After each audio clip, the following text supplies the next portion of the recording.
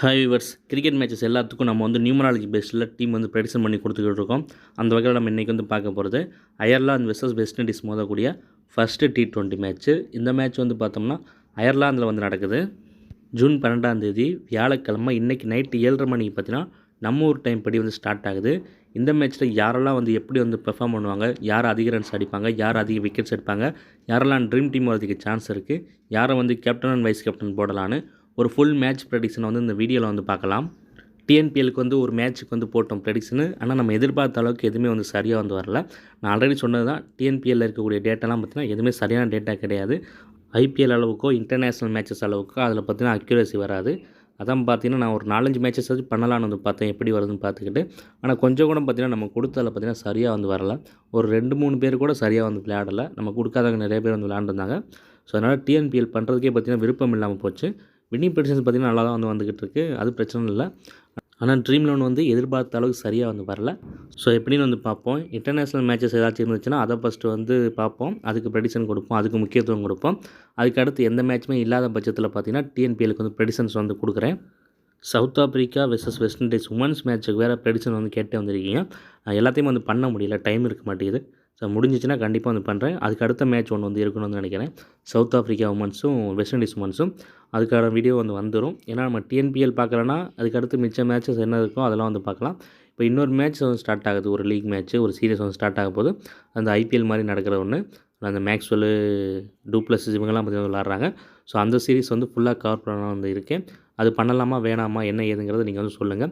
அது வின்னிங் ப்ரெடிக்ஷனும் சரி, ட்ரீம் லோனும் சரி. ட்ரீம் லோனுக்கு வீடியோ வந்து வந்துடும், வின்னிங் ப்ரெடிக்ஷன் கொடுக்குற மாதிரி வந்து பிளான் பண்ணிருக்கேன். ஸோ அது வேணுமா வேண்டாமா, இல்லை வேறு எதுவும் சீரிஸ் பார்க்கலாமா, அது எப்படி இருக்கும் என்னங்கிறத நீங்கள் தான் வந்து சொல்லணும், கமெண்ட்டில் வந்து சொல்லுங்கள். அப்புறம் நிறையா பேர் வந்து இந்த டெஸ்ட் மேட்ச் WTCக்கெலாம் வந்து ப்ரெடிக்ஷன் வந்து கேட்குறீங்க.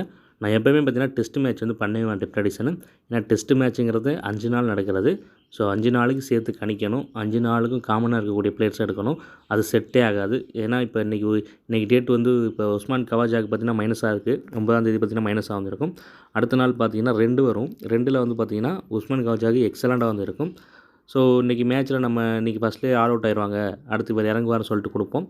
அவர் பார்த்தீங்கன்னா அடுத்த நாள் இறங்கினா வந்த உடனே பார்த்தீங்கன்னா அவுட் ஆகிட்டு போயிடுவார். ஸோ இந்த மாதிரி விஷயங்கள்லாம் வந்து இருக்குது. ஸோ டெஸ்ட்டை கணிக்கணும்னா மேட்ச்சை கம்ப்ளீட்டாக கணிக்கணும். என்றைக்கு யார் பேட்டிங் பண்ணுவாங்க, என்றைக்கு யார் பவுலிங் பண்ணுவாங்கிறது கரெக்டாக கணிச்சா மட்டும்தான் அதில் நம்ம எடுக்கக்கூடிய ப்ரெடிக்ஷனுங்கிறது கரெக்டாக வந்து வரும். இல்லைனா பார்த்தீங்கன்னா சுத்தமாக பார்த்தீங்கன்னா சரியாக வந்து வராது, எல்லாமே பார்த்தீங்கன்னா மாறி போயிடும். ஸோ அதனால் நான் எப்போயுமே பார்த்தீங்கன்னா டெஸ்ட் மேட்ச் ப்ரெடிக்ஷன் வந்து கொடுக்க வந்து மாட்டேன். ஏன்னா எவ்வளோ மேட்சஸ் இருக்குது, T10 இருக்குது, T20 இருக்குது, ஒன் டே இருக்குது, இவ்வளோ மேட்சஸ் இருக்கப்போ எதுக்கு நம்ம போய்ட்டு டெஸ்ட்டை வந்து கொடுத்துட்டு 5 நாளுக்கு வெயிட் பண்ணிகிட்டு இருக்கணும். ஸோ அது வேண்டாம், மற்ற மேட்சஸ் வந்து பார்க்கலாம். இப்போ இந்த வெஸ்ட் இண்டீஸ் அயர்லாந்து மேட்ச்சு நான் வந்து ஒரு பிளேயிங் 11 வந்து எடுத்திருக்கேன். ஒரு வெப்சைட்டில் வந்து பார்த்தேன், ஒவ்வொன்றிலையும் ஒவ்வொரு பிளேயிங் 11 வந்து கொடுத்து வந்து வச்சுருக்காங்க. ஸோ இப்படி இருந்தால் என்ன பண்ணுறதே வந்து புரியலை. ஒரு மேட்ச் முடிஞ்சிச்சுன்னா அதுக்கப்புறம் கரெக்டான பிளேயிங் 11 வந்து இருக்கும். ஏன்னா இப்போ நம்ம ஒரு பிளேயிங் 11 வச்சு ஒரு டீம் வந்து எடுக்கிறோம்னா, இங்கிட்டு 11 பேர் இங்கிட்டு 11 பேர் எடுக்கிறோம்னா, அவங்க எக்ஸாக்டாக இருந்தாங்கன்னா நம்ம எடுத்துக்கக்கூடிய பெர்சன்டேஜ் கரெக்டாக வந்து வந்துடும். ஏன்னா இங்கிட்டு இருக்க சில பேரையும் அங்கிட்டு இருக்க சில பேரை வச்சு தான் வந்து கொடுப்போம். ஆல்ரெடி உங்கள்கிட்ட நிறைய டைம் வந்து சொல்லியிருப்பேன். ஸோ இப்போ ஆள் வந்து மாறுறப்போ, பிளேயர்ஸ் வந்து மாறுறப்போ அது அப்படியே பார்த்திங்கன்னா சேஞ்ச் ஆகும். அதனால தான் அதிக பிளேயர்ஸ் சேஞ்ச் ஆகிட்டால் நம்ம அக்யூரஸிங்கிறது கம்மியாகிடும்னு சொல்லுவேன். ஸோ ஃபஸ்ட்டு மேட்ச்சுக்கு எந்த வெப்சைட்லையுமே உருப்படியான பிளேயிங் 11 கரெக்டாக யாருமே வந்து கொடுக்கல. ஒவ்வொன்றிலையும் ஒவ்வொருத்தவங்க ஒன்று வந்து கொடுத்து வச்சுருக்காங்க. ஸோ இந்த மேட்ச் மட்டும் ரொம்ப அதிகமாக போடாதீங்க, எப்படின்னு வந்து பார்த்துக்கலாம். அடுத்த 2 மேட்ச் கரெக்டாக வந்துடும். ஏன்னா இந்த மேட்ச்சில் பிளேயிங் 11 எனக்கு தெரிஞ்சு சொதப்பும். நம்ம 12 பேர் கொடுத்தோம்னா 4-5 பேர் இருக்க மாட்டாங்கன்னு வந்து நினைக்கிறேன். ஸோ எப்படின்னு வந்து பார்க்கலாம். நான் எடுத்துக்கக்கூடிய பிளேயிங் 11 வந்து என்னென்னு வந்து பார்த்தோம்னா, அயர்லாந்தில் வந்து Paul Stirling, Andrew Balbirnie, R Adair, H Tector, L Tucker, S Doheny, G Dockrell, B McCarthy, J Little, B White, G Hoey. இவங்க பார்த்தீங்கன்னா அயர்லாந்தில். வெஸ்ட் இண்டீஸில் வந்து பார்த்தோன்னா, வெஸ்ட் இண்டீஸ் வந்து பிளேயிங் 11 பிரச்சனை இல்லை, கரெக்டாக தான் இருக்கணும்னு நினைக்கிறேன். Evin Lewis, Johnson Charles, Shai Hope, Sherfane Rutherford, Rovman Powell, Jason Holder, Shimron Hetmyer, Romario Shepherd, Akeal Hosein, G Motie, Alzarri Joseph. இந்த 11 தான் வச்சு நான் ப்ரெடிக்ஷன்ஸ் வந்து எடுத்திருக்கேன். இந்த 11 எதுவுமே சேஞ்சஸ் இல்லாத பட்சத்தில் அக்யூரஸிங்கிறது எக்ஸலண்ட்டாக வந்து வரும். இதில் சேஞ்சஸ் இருந்துச்சுன்னா கம்மியாயிரும். ஏன்னா கடைசி நேரத்தில் டாஸ் போட்டதுக்கப்புறம் புதுசாக வரக்கூடிய அந்த 4-5 பிளேயர்ஸை வச்சுக்கிட்டு அவங்க பவுலர்னால் பேட்ஸ்மேனை விக்கெட் எடுப்பாங்களா மாட்டாங்களா, பேட்ஸ்மேன்னா அந்த பவுலர்ஸ் வந்து அடிப்பாங்களா மாட்டாங்களான்னு உட்காந்து ப்ரெடிக்ட் பண்ணவே வந்து முடியாது. ஏன்னா அந்த டைமில் வின்னிங் ப்ரெடிக்ஷன்ஸ் கொடுக்கணும், அவ்வளோ ஒர்க் வந்து இருக்கும். ஸோ அப்போ வந்து இப்போ நம்ம ஒரு 3 மணி நேரம் எடுத்து இந்த ப்ரெடிக்ஷனை எடுக்கிற மாதிரி அவ்வளோ தெளிவாக உட்காந்து எடுத்துட முடியாது. ஸோ கடைசி நேரத்தில் எதுவுமே சரியாக கொடுக்க முடியாது. அதனால தான் எப்பயுமே ஒரு 11ல் நம்ம ப்ரெடிக்ஷன் எடுக்கிறப்பே கரெக்டாக வந்துச்சுன்னா அந்த மேட்சோடைய அக்யூரஸிங்கிறது எக்ஸலண்ட்டாக வந்து இருக்கும். ஸோ சேஞ்ச் ஆகும் பட்சத்தில் அக்யூரசி கம்மியாயிரும். ஏன்னா புதுசாக வரக்கூடியவங்க என்ன பண்ணுவாங்கன்னு எனக்கு தெரியாது. ஓகே, இப்போ இந்த மேட்ச் ப்ரெடிக்ஷன் வந்து பார்க்கலாம். ஜூன் 12ஆம் தேதி வந்து நடக்குது. அதாவது 3-9 காம்பினேஷன், குருவும் செவ்வாயும் சேர்ந்த காம்பினேஷன். அதுபடி நம்ம ப்ரெடிக்ஷன்ஸ் வந்து பார்க்கல. ஃபஸ்ட் அயர்லாந்து வந்து பார்த்தோன்னா பால் ஸ்டெர்லிங் நல்லா வந்து இருக்கும். ஒரு 30 ரன்ஸ் அடிக்கிறதுக்கான வாய்ப்பு வந்திருக்கு. அடுத்து பால்பிரைன் அவர் 30+ ரன்ஸ் அடிக்கிறதுக்கு வாய்ப்பு இருக்குது. அடுத்து அடைர் 25+ ரன்ஸ் வந்து அடிப்பார். அடுத்து டெக்டர் வந்து அவருக்கு வந்து டீசெண்டாக வந்திருக்கும். ஒரு டீசெண்டான பர்ஃபார்மன்ஸ் வந்து கொடுப்பாரு. அடுத்து டக்கர், தோனி இவங்களுக்குலாம் பார்த்தீங்கன்னா சுமாராக வந்திருக்கும், ஆவரேஜாக இருக்கும். ஒரு பெரிய பர்ஃபார்மன்ஸ் வந்து பண்ண மாட்டாங்க. அடுத்து டாக்ரல் பவுலிங் போட்டாலும் விக்கெட் இருக்கும், பேட்டிங் வந்தாலும் ரன்ஸ் அடிப்பார். அடுத்து மெக்ராத்தி 1-2 விக்கெட் எடுக்கிறதுக்கு வாய்ப்பு இருக்குது. அடுத்து லிட்டில் 1 விக்கெட் எடுக்க வாய்ப்பு இருக்குது. அடுத்து ஒயிட் 1 விக்கெட் எடுக்கலாம், எடுக்காமலையும் போகலாம். அடுத்து ஹோய் அவர் வந்து 2 விக்கெட் எடுக்கிறதுக்கு சான்ஸ் இருக்குது. நெக்ஸ்ட் வெஸ்ட் இண்டீஸில் வந்து பார்த்தோம்னா ஈவன் லூவிஸ்க்கு எக்ஸலண்ட்டாக இருக்கும், 30+ ரன்ஸ் அடிக்கிறதுக்கு வாய்ப்பு இருக்குது. ஜான்சன் சார்லஸ் ஒரு டீசெண்டான பர்ஃபார்மன்ஸ் வந்து கொடுப்பாரு. அடுத்து சாய் ஹோப்பு அவருக்கு வந்து சுமாராக வந்து இருக்கும், ஒரு 20-25 ரன்ஸ் அடிக்கலாம். அடுத்து சஃபானி ரூதர்ஃபோர்டுக்கு டீசெண்டாக வந்து இருக்கும். அடுத்து ரோமன் போலுக்கு நல்லா இருக்கும், அவர்கிட்ட வந்து 30 ரன்ஸ் வந்து எதிர்பார்க்கலாம். அடுத்து ஜேசன் ஹோல்டர் இவர் வந்து பார்த்திங்கன்னா நான் முந்தைய காலத்துலலாம் விளாடுவார், ஐபிஎல் விளாடுவார், எல்லா சீரீஸுமே விளாண்டுருப்பார். அப்போ இவரை கொடுத்தனா கரெக்டாக வந்திருக்கும். இவருக்கு வந்து 2 விக்கெட் எடுப்பார்னு சொல்லணும்னா 2 விக்கெட் 3 விக்கெட் எடுப்பார்.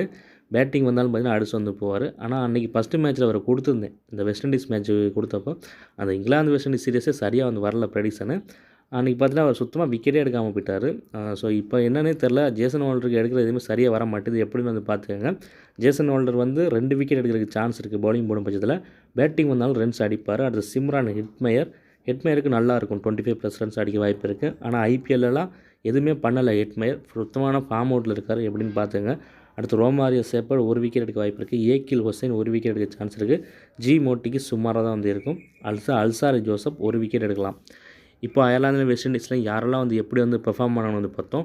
நெக்ஸ்ட் யாரெல்லாம் ட்ரீம் டீம் வரதுக்கு சான்ஸ் இருக்குன்னு வந்து பார்க்கலாம். அதுபடி பார்க்குறப்போ பால் Sterling, Andrew பால்பிரைன், அடைர், Dockrell, McCarthy, Hoey, Evin Lewis, Rovman Powell, Jason Holder, Shimron Hetmyer, Romario Shepherd இவங்கெல்லாம் பார்த்தீங்கன்னா ட்ரீம் டீம் வரதுக்கு பாசிபிலிட்டி இருக்கக்கூடிய பிளேயர்ஸ். நெக்ஸ்ட் யாரெல்லாம் ஒரு டீசெண்டான பெர்ஃபார்மன்ஸை கொடுப்பாங்க அப்படின்னு வந்து பார்க்கலாம். அதுபடி பார்க்குறப்போ Shai Hope, Sherfane Rutherford, Alzarri Joseph, Tector இவங்கெல்லாம் பார்த்தீங்கன்னா ஒரு டீசெண்டான பர்ஃபார்மன்ஸ் கொடுக்குறதுக்கான சான்ஸ் வந்து இருக்குது.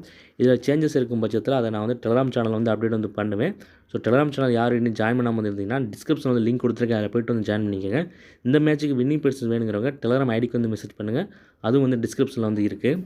புதுசாக வந்து வீடியோ பார்க்குறாங்க மறந்துடா நம்ம சேனல் வந்து சப்ஸ்கிரைப் பண்ணி வச்சுக்கோங்க. இப்போ யாரை வந்து கேப்டன் வைஸ் கேப்டனாக போடலாம் அப்படின்னு வந்து பார்க்கலாம். அதுபடி பார்க்குறப்போ பால் Sterling, டாக்ரல், even Lewis, Jason holder இவங்க 4 பேரையும் கேப்டன் வைஸ் கேப்டனாக போட்டு நான் சொன்னதெல்லாம் வச்சு ஒரு டீம் வந்து ஃபார்ம் பண்ணி வந்து போட்டிங்கன்னா ஒரு நல்ல ப்ரைஸ் வந்து வின் பண்ணலாம் நீங்கள்.